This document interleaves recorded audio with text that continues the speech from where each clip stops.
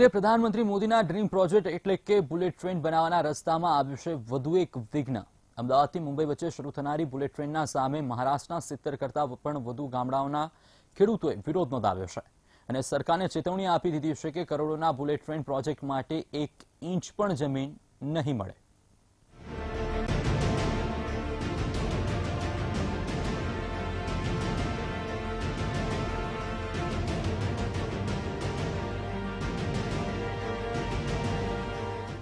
प्रधानमंत्री मोदीना dream project पर खतरो।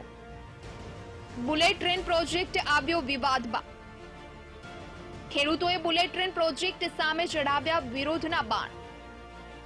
બુલેટ ટ્રેન માટે જમીન આપવાનો કર્યો ઇનકાર।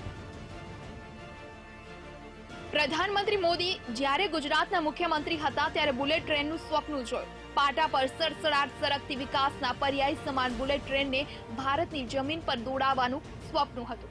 આ સ્વપ્નને હકીકતમાં બદલવા માટે પાયો તો નંખાઈ ગયો છે, પરંતુ હવે બુલેટ ટ્રેન પ્રોજેક્ટ અધવચ્ચે જ આવ્યો છે વિવાદમાં।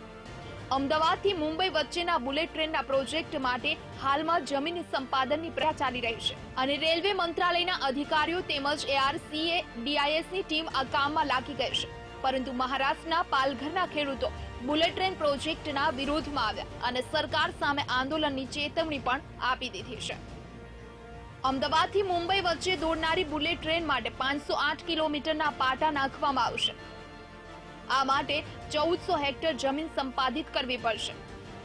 બુલેટ ટ્રેનનો 349 કિલોમીટરનો રૂટ ગુજરાતમાં હશે, તો 154 કિલોમીટરનો રૂટ મહારાષ્ટ્રમાં બનાવવામાં આવશે, પરંતુ મહારાષ્ટ્રના પાલઘરના 73 ગામના ખેડૂતો જમીન આપવાનો ઇનકાર કરી દીધો।